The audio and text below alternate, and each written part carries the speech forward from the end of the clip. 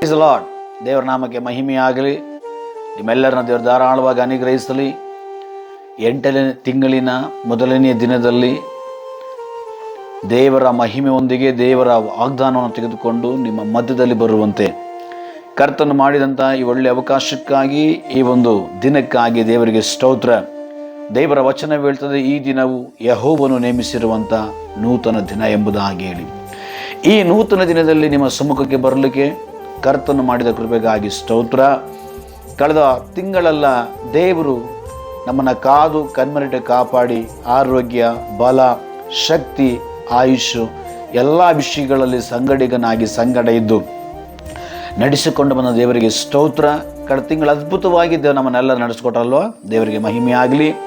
ಈ ತಿಂಗಳು ಕೂಡ ಅದೇ ಕರ್ತನ ಮಹಿಮೆ ಇನ್ನೂ ಹೆಚ್ಚಾಗಿ, ಇನ್ನೂ ಬಲವಾಗಿ, ಇನ್ನೂ ಮಹಿಮೆಯಾಗಿ ನಮ್ಮನ್ನು ಈ ತಿಂಗಳು ಕೊಂಡೋಗಲಿ ಅಂತೇಳಿ, ಈ ತಿಂಗಳು ನಮ್ಮನ್ನು ನಡೆಸಲಿ ಅಂತೇಳಿ ನಾನು ದೇವರಲ್ಲಿ ನಿಮಗೋಸ್ಕರ ಪ್ರಾರ್ಥಿಸ್ತೇನೆ.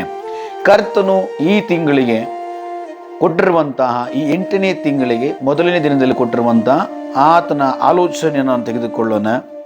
2 ಅರಸರಿಗೆ ಬರೆದಂಥ ಪ್ರವಾದನೆಯ ಗ್ರಂಥ 6ನೇ ಅಧ್ಯಾಯ 1, 2, 3 ವಾಕ್ಯಗಳನ್ನು ನಾವು ಓದಿಕೊಳ್ಳೋಣ.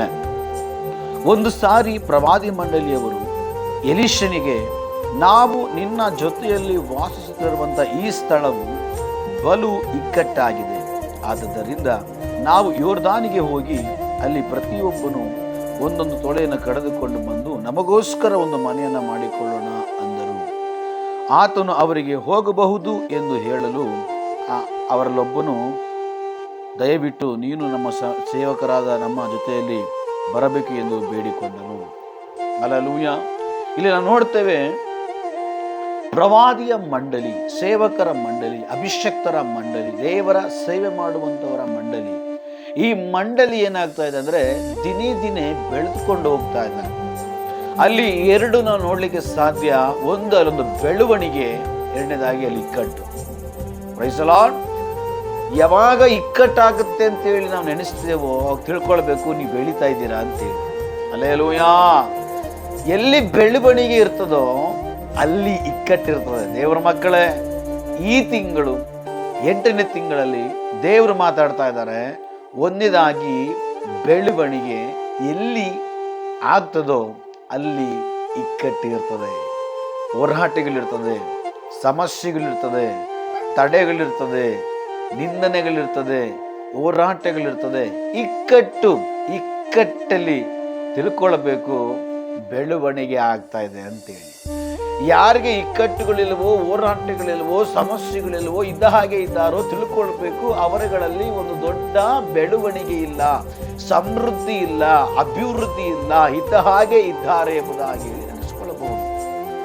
ಇಲ್ಲಿ ದೇವರು 2 ಕಾರ್ಯಗಳನ್ನ ತಿಳಿಯಪಡಿಸ್ತಾ ಇದ್ದಾರೆ. ಒಂದು, ಅಲ್ಲಿ ಇಕ್ಕಟ್ಟಾಗ್ತಾ ಇದೆ. ಇಕ್ಕಟ್ಟಾಗ್ಲಿಕ್ಕೆ ಕಾರಣ ಅಲ್ಲಿ ಬೆಳವಣಿಗೆ. ಹಲ್ಲೆಲೂಯಾ. ಇವತ್ತು ದೇವರು ಈ ತಿಂಗಳು ನಮ್ಮ ಸಂಗಡ ಮಾತಾಡಿ ಕೆಲವೊಂದು ವಾಗ್ದಾನಗಳನ್ನು ಕೊಡ್ತಾ ಇದ್ದಾರೆ. ಕೆಲವೊಂದು ಕಾರ್ಯಗಳಲ್ಲಿ ದೇವರು ನಮ್ಮನ್ನ ಇಕ್ಕಟ್ಟಲ್ಲಿ ನಡೆಸಲಿಕ್ಕಾಗಿ ಹೋಗ್ತಾನೆ. ಇಕ್ಕಟ್ಟಂತ ಹೇಳುವಾಗ ಏನೋ ದೊಡ್ಡ ಸಮಸ್ಯೆ, ದೊಡ್ಡ ಹೋರಾಟ, ದೊಡ್ಡ ಇದಂತ ಹೇಳಿ ಅಲ್ಲ. ಇಕ್ಕಟ್ಟು ಅಂತ ಹೇಳುವಾಗ, ಈಗ ಒಂದು ಗ್ಲಾಸಲ್ಲಿ ಒಂದು ಚೊಂಬು ನೀರಿಡಷ್ಟು ಹಾಕಿದ್ರೆ ಆ ಗ್ಲಾಸ್ ಏನಾಗುತ್ತೆ, ತುಂಬಿ ಹೊರಸೂಸುತ್ತೆ. ಅದೇ ತರ ಕರ್ತನು ಈ ತಿಂಗಳು ನಮ್ಮನ್ನ ಬೆಳೆಸುವುದಕ್ಕೂ, ನಮ್ಮ ಪಾತ್ರೆಗಳು ತುಂಬಿ ಹೊರಸೂಸುವುದಕ್ಕೂ ಆತನು ಮಾಡುವುದಕ್ಕಾಗಿ ತೀರ್ಮಾನ ಮಾಡಿಕೊಂಡಿದ್ದಾನೆ. ಈಗ ಆತನು ತುಂಬಿಸಬೇಕಾದ್ರೆ, ಆತನು ಅಭಿವೃದ್ಧಿ ಪಡಿಸಬೇಕಾದ್ರೆ ಏನಾಗ್ತದೆ ಅಂದ್ರೆ ಅಲ್ಲಿ ಇಕ್ಕಟ್ಟು ನಡೀತಾ ಇದೆ. ಆ ಇಕ್ಕಟ್ಟು ವಿಶಾಲವಾಗಿ ಮಾರ್ಪಡಬೇಕು ಅಂತೇಳಿ ಪ್ರವಾದಿಯ ಮಂಡಳಿಗಳಲ್ಲಿ ತೀರ್ಮಾನ ಮಾಡ್ತಾರೆ.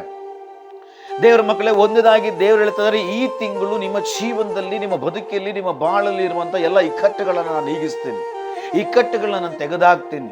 ಎಲ್ಲ ವಿಷಯಗಳಲ್ಲೂ ಒಂದು ದೊಡ್ಡ ನಾನು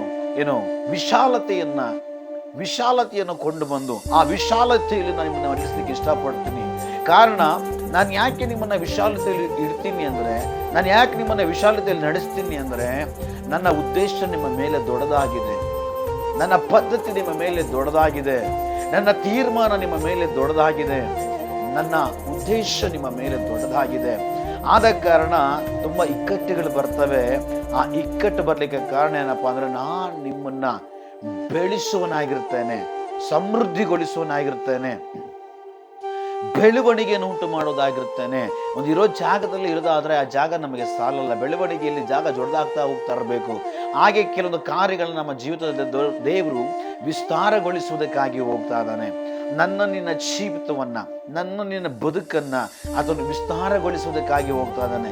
ಯಾರೆಲ್ಲ ಇಕ್ಕಟ್ಟುಗಳಲ್ಲಿ ಹಾದು ಹೋಗ್ತಾ ಇದ್ದೀರೋ, ಯಾರೆಲ್ಲ ಇಕ್ಕಟ್ಟಿನ ನಡುವೆ ಒದ್ದಾಡ್ತಾ ಇದ್ದೀರೋ, ದೇವರು ಹೇಳ್ತಾ ಇದ್ದಾರೆ, ನಿನ್ನ ಇಕ್ಕಟ್ಟನ್ನು ನಾನು ಕಂಡಿದ್ದೇನೆ, ನಿನ್ನ ಇಕ್ಕಟ್ಟಿನ ಪರಿಸ್ಥಿತಿಯನ್ನು ನಾನು ಕಂಡಿದ್ದೇನೆ. ನಿನ್ನ ವಿದ್ಯಾಭ್ಯಾಸದಲ್ಲಿ ಇಕ್ಕಟ್ಟಾಗಿರಬಹುದು, ನಿನ್ನ ದುಡ್ಡಿನ ಫೈನಾನ್ಷಿಯಲ್ ವಿಷಯದಲ್ಲಿ ಇಕ್ಕಟ್ಟಾಗಿರಬಹುದು, ನಿನ್ನ ಆರೋಗ್ಯದ ವಿಷಯದಲ್ಲಿ ಇಕ್ಕಟ್ಟಾಗಿರಬಹುದು, ನಿನ್ನ ಒಂದು ಮನೆಯ ಒಂದು ಮೈಂಟೆನೆನ್ಸ್ ವಿಷಯದಲ್ಲಿ ಒಂದು ಇಕ್ಕಟ್ಟಾಗಿರಬಹುದು, ಕೆಲಸದ ವಿಷಯದಲ್ಲಿ ಇಕ್ಕಟ್ಟಾಗಿರಬಹುದು, ಗಂಡ ಹೆಂಡತಿಯ ನಡುವೆ ಒಂದೇ ಒಳ್ಳೆ ಬಾಂಧವ್ಯದ ವಿಷಯದಲ್ಲಿ ಇಕ್ಕಟ್ಟಾಗಿರಬಹುದು, ಮಕ್ಕಳ ವಿಷಯದಲ್ಲಿ ಒಂದು ಇಕ್ಕಟ್ಟಾಗಿರಬಹುದು, ಗಂಡನ ವಿಷಯದಲ್ಲಿ ಇಕ್ಕಟ್ಟಾಗಿರಬಹುದು, ಹೆಂಡತಿಯ ವಿಷಯದಲ್ಲಿ ಇಕ್ಕಟ್ಟಾಗಿರಬಹುದು, ಇರೋ ಜಾಗದ ವಿಷಯದಲ್ಲಿ ಇಕ್ಕಟ್ಟಾಗಿರಬಹುದು, ನಿನ್ನ ಬಿಸ್ನೆಸ್ ಅಲ್ಲಿ ಇಕ್ಕಟ್ಟಾಗಿರಬಹುದು, ನಿನ್ನ ವ್ಯಾಪಾರದಲ್ಲಿ ಇಕ್ಕಟ್ಟಾಗಿರಬಹುದು. ಏನೆಲ್ಲ ನಿನ್ನ ಜೀವನದಲ್ಲಿ ಇಕ್ಕಟ್ಟು ಎಂಬುದಾಗಿ ಹೇಳಿ ನೀನು ನೆನೆಸ್ತಾ ಇದೆಯೋ, ಇಕ್ಕಟ್ಟು ಎಂಬುದಾಗಿ ಹೇಳಿ ತೋಚುತ್ತಾ ಇದೆಯೋ, ಆ ಇಕ್ಕಟ್ಟುಗಳನ್ನೆಲ್ಲ ಈ ತಿಂಗಳು ಕರ್ತನು ಅವುಗಳನ್ನ ವಿಶಾಲ ಮಾಡೋದಕ್ಕಾಗಿ ಹೋಗ್ತಾ ಇದ್ದಾನೆ. ಅದನ್ನು ಸ್ಪ್ರೆಡ್ ಮಾಡುವುದಕ್ಕಾಗಿ ಹೋಗ್ತಾ ಇದ್ದಾನೆ. ಅದನ್ನು ದೊಡ್ಡದಾಗಿ ಮಾಡ್ಲಿಕ್ಕಾಗಿ ಹೋಗ್ತಾ ಇದ್ದಾನೆ. ದೇವರ ವಾಕ್ಯ ಬೀಳ್ತದ, ಒಂದು ಚಿಕ್ಕ ಹಿಂಡನ್ನು ದೊಡ್ಡ ಹಿಂಡಾಗಿ ಮಾರ್ಪಡಿಸುವ ದೈವ ಕೃಪೆ, ದೈವ ಸಾನ್ನಿಧ್ಯ, ದೇವರ ವಾಗ್ದಾನ. ಇವತ್ತು ಇದು ಕರ್ತನು ನಿನ್ನ ಮೇಲೆ ಹಾಕಿರುವಂಥ ವಾಗ್ದಾನ ಚಿಕ್ಕ ವಾಗ್ದಾನ ಅಲ್ಲ, ಅದು ದೊಡ್ಡ ವಾಗ್ದಾನ. ಈ ವಾಗ್ದಾನ ದೊಡ್ಡದು ದೊಡ್ಡದು ದೊಡ್ಡದು ಸಮೃದ್ಧಿಯಾಗಿ ನಮ್ಮನ್ನು ಮಾಡಿಸ್ಕೊಂಡು ಹೋಗ್ತಾ ಇರ್ತದೆ. ಅದಕ್ಕೆ ಕರ್ತನು ಹೇಳ್ತಾ ಇದ್ದಾನೆ, ಇಕ್ಕಟ್ಟು ನಾನು ಮಾರ್ಪಡಿಸ್ತೇನೆ, ಸಮೃದ್ಧಿಯನ್ನು ಉಂಟು ಮಾಡ್ತೇನೆ. ಇಕ್ಕಟ್ಟು ಯಾವಾಗ ಬರ್ತದೆ ಅಂದರೆ, ಒಬ್ಬ ಮನುಷ್ಯನು ಬೆಳೆಯುವಾಗ, ಒಬ್ಬ ಮನುಷ್ಯನು ಸಮೃದ್ಧಿಯಾಗಿ ಬೆಳೆದುಕೊಂಡು ಬರುವಾಗ ಇಕ್ಕಟ್ಟು ಬರಲಿಕ್ಕೆ ಕಾರಣ. ಆ ಇಕ್ಕಟ್ಟು ನೀನು ಬೆಳೀಲಿಕ್ಕೆ, ನೀನು ಬೆಳೆದು ಮುಂದೆ ಬರಲಿಕ್ಕೆ, ನಿನ್ನ ಮುಂದಗಡೆ, ನಿನ್ನ ಜೀವನದಲ್ಲಿ, ನಿನ್ನ ಬದುಕಲ್ಲಿ ಏನು ಇಕ್ಕಟ್ಟುಗಳಿದೆಯೋ ಆ ಇಕ್ಕಟ್ಟುಗಳನ್ನು ಸ್ವರ್ಗೀಯ ದೇವರು ಈ ತಿಂಗಳು ಈ ವಚನದ ಮೂಲಕವಾಗಿ ಯೇಸುವಿನ ನಾಮದಲ್ಲಿ ನಿನ್ನ ಮುಂದಗಡೆ ಮಾರ್ಪಡಿಸ್ಲಿಕ್ಕಾಗಿ ಹೋಗ್ತಾ ಇದ್ದಾನೆ, ನೀಗಿಸ್ಲಿಕ್ಕಾಗಿ ಹೋಗ್ತಾ ಇದ್ದಾನೆ. ದೇವರ ಮಕ್ಕಳೇ, ಇಸ್ರಾಯೇಲ್ ಜನರ ಪ್ರಯಾಣ ಸಮೃದ್ಧಿಯಾಗಿತ್ತು. ಇಸ್ರಾಯೇಲ್ ಜನರ ಒಂದು ಯಾತ್ರೆ ಅನುಗ್ರಹವಾಗಿತ್ತು. ಅವರ ಮುಂದಗಡೆ ಒಂದು ಇಕ್ಕಟ್ಟು ಬರ್ತಾ ಇದ್ದಾರೆ. ಯಾವ ಇಕ್ಕಟ್ಟು? ಯೋರ್ದಾನ್ ಹೊಳೆ ಇಕ್ಕಟ್ಟು. ಆ ಇಕ್ಕಟ್ಟನ್ನು ನನ್ನ ದೇವರು ನೀಗಿಸಿದನು.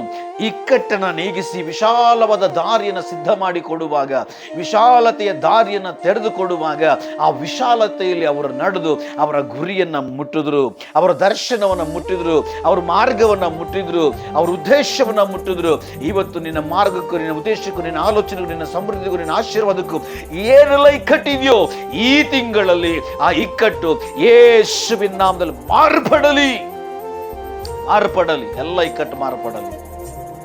ದೇವರು ನಿಮ್ಮನ್ನು ಆಶೀರ್ವಾದ ಮಾಡಲಿ. ದೇವರು ಹೇಳ್ತಾ ಇದ್ದಾರೆ, ಈ ತಿಂಗಳು ನಿನ್ನ ಇಕ್ಕಟ್ಟನ್ನು ನೀಗಿಸುವ ತಿಂಗಳು. ದುಡ್ಡಲ್ಲಿ ಇಕ್ಕಟ್ಟಾಗಿದೆಯಲ್ಲ, ದುಡ್ಡಲ್ಲಿ ಮೇಂಟೆನೆನ್ಸ್ ಇಕ್ಕಟ್ಟಾಗಿದೆಯಲ್ಲ, ಕುಟುಂಬದಲ್ಲಿ ಇಕ್ಕಟ್ಟಲ್ಲ, ಗಂಡನ ವಿಷಯದಲ್ಲಿ ಇಕ್ಕಟ್ಟಲ್ಲ, ಮಕ್ಕಳ ವಿಷಯದಲ್ಲಿ ಇಕ್ಕಟ್ಟಲ್ಲ, ಹೆಂಡತಿಯ ವಿಷಯದಲ್ಲಿ ಇಕ್ಕಟ್ಟಲ್ಲ, ನಿನ್ನ ಮನೇಲಿ ಏನೆಲ್ಲ ಇಕ್ಕಟ್ಟಿದೆಯೋ ಆ ಇಕ್ಕಟ್ಟನ್ನು ಸ್ವರ್ಗದ ದೇವರು ಇವತ್ತು ನೀಗಿಸುವುದಕ್ಕಾಗಿ ಹೋಗ್ತಾ ಇದ್ದಾನೆ. ಆ ಇಕ್ಕಟ್ಟು ತೆಗೆದುಹಾಕಿರಿ, ಆ ಹಳೆದನ್ನೆಲ್ಲ ತೆಗೆದು ಬಿಸಾಕಿ ಒಂದು ಹೊಸ ಕಾರ್ಯವನ್ನು, ಒಂದು ಹೊಸ ಸಮೃದ್ಧಿಯನ್ನು, ಒಂದು ಹೊಸ ವಿಶಾಲತೆಯನ್ನು ನಿನ್ನ ಜೀವನದಲ್ಲಿ ಈ ತಿಂಗಳು, ಈ 8ನೇ ತಿಂಗಳಲ್ಲಿ ಕರ್ತನು ಕೊಂಡು ಬರಲಿಕ್ಕಾಗಿ ಹೋಗ್ತಾನೆ.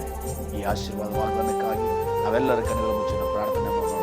ಈ ವಾಕ್ಯಗಳ ಮೂಲಕವಾಗಿ ದೇವರನ್ನು ಆಶೀರ್ವಾದ ಮಾಡಲಿ. ಈ ಸಮಯದಲ್ಲಿ ನಾವು ಕಣ್ಣುಗಳನ್ನು ಮುಚ್ಚಿನ ಪ್ರಾರ್ಥನೆ ಮಾಡೋಣ. ಕರ್ತನು, ಒಡೆಯನು, ಸರ್ವಶಕ್ತನಾದ ದೇವರು, ಈ 8ನೇ ತಿಂಗಳಲ್ಲಿ ಕರ್ತನು ಕೊಟ್ಟಂತ ಈ ವಾಗ್ದಾನದ ವಚನಕ್ಕಾಗಿ ನಾನು ದೇವರಿಗೆ ಸ್ತೋತ್ರ. ದೇವರೇ, ನೀವು ವಚನದ ಮೂಲಕವಾಗಿ ಮಾತಾಡಿದರೆ ಈ ತಿಂಗಳು ನಿನ್ನ ಜೀವಿತದಲ್ಲಿರುವಂಥ ಇಕ್ಕಟ್ಟನ್ನು, ಏನೇ ವಿಷಯಗಳಲ್ಲಿ, ನಿನ್ನ ವಿಷಯಗಳಲ್ಲಿ ಇಕ್ಕಟ್ಟುಗಳನ್ನು ಕಾಣ್ತಾ ಇದೆಯೋ ಆ ಇಕ್ಕಟ್ಟುಗಳನ್ನು ಈ ತಿಂಗಳು ತೆಗೆದು ಬಿಸಾಕ್ತೇನೆ. ವಿಶಾಲತೆಯನ್ನು ಉಂಟು ಮಾಡುತ್ತೇನೆ, ಸಮೃದ್ಧಿಯನ್ನು ಉಂಟು ಮಾಡುತ್ತೇನೆ. ನಾನು ನಿನ್ನ ಬೆಳೆಸಲಿಕ್ಕಾಗಿ ಹೋಗ್ತೇನೆ ಅಂತ ನೀವು ಹೇಳ್ತಾ ಇದ್ದಾರೆ. ಅದೇನೆಲ್ಲ ಇಕ್ಕಟ್ಟುಗಳು ಈ ತಿಂಗಳಲ್ಲಿ ಶತ್ರು ಮಾಡಿದನೋ ಅಥವಾ ಇದಕ್ಕಿಂತ ಮುಂಚೆ ನಾವು ಕಾಣ್ತಾ ಇದ್ದೋ ಆ ಇಕ್ಕಟ್ಟುಗಳೆಲ್ಲ ಮಾರ್ಪಡಲಿ.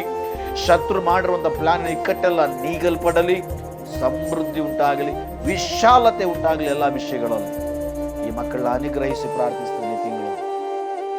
ಇವರ ಇಕ್ಕಟ್ಟಿನ ಮಂಡಲ ಇದೆಯಲ್ಲ ಸ್ವಾಮಿ, ಆ ಮಂಡಲದ ಒಳಗಡೆ ಅಭಿಷಕ್ತನಾಗಿರುವಂಥ ನಾನು ಕಾಲನ್ನು ಇಟ್ಟು ಆ ಮಂಡಲದಲ್ಲಿ ಪ್ರವೇಶ ಮಾಡಿ ಕಾಲಿಟ್ಟು ನಾನು ಯೇಸುವಿನ ನಾಮದಲ್ಲಿ ಕಲ್ಪಿಸ್ತಾನೆ.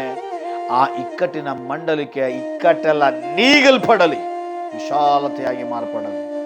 ವಿಶಾಲತೆಯಾಗಿ ಮಾರ್ಪಡಲಿ. ತಂದೆ, ಮಗ, ಪರಿಶುದ್ಧಾತ್ಮನ ಹೆಸರಿನಲ್ಲಿ ಇವರುಗಳನ್ನು ಅನುಗ್ರಹಿಸಿ ಪ್ರಾರ್ಥಿಸ್ತಾ ಇದ್ದಾನೆ. ಅನುಗ್ರಹಿಸಲ್ಪಡಲಿ. ತಿಂಗಳು ಪೂರ್ತಿ ವಿಶಾಲತೆಯಲ್ಲಿ ಇವರುಗಳು ನಡೆಸಲ್ಪಡಲಿ. ಇವ್ರ ಕುಟುಂಬ, ಇವ್ರ ಬದುಕು, ಇವ್ರ ಜೀವನ, ಇವ್ರ ಮಕ್ಕಳು, ಇವ್ರ ಮಕ್ಕಳ ವಿದ್ಯಾಭ್ಯಾಸ, ಯವ್ವನಸ್ಥರು, ಪ್ರತಿಯೊಬ್ಬರು ಕುಟುಂಬ ವಿಶಾಲವಾಗಿ ನಡೆಸಲ್ಪಡಲಿ, ವಿಶಾಲತೆಯಲ್ಲಿ ನಡೆಸಲ್ಪಡಲಿ. ಪ್ರಾರ್ಥನೆ ಕೇಳಿ ಹಾಗೆ ಮಾಡಿದಕ್ಕೆ ಸ್ತೋತ್ರ. ಯೇಸುವಿನ ನಾಮದಲ್ಲಿ ಬೇಡಿ ನಾವು ಬಿಡುಗಡೆ ಹೊಂದಿಕೊಂಡಿದ್ದೇವೆ. ಜೀವನ ಆಮೇಲೆ ಗಾಡ್ ಬ್ಲೆಸ್ ಯು. ದೇವರು ನಿಮ್ಮನ್ನು ಆಶೀರ್ವಾದ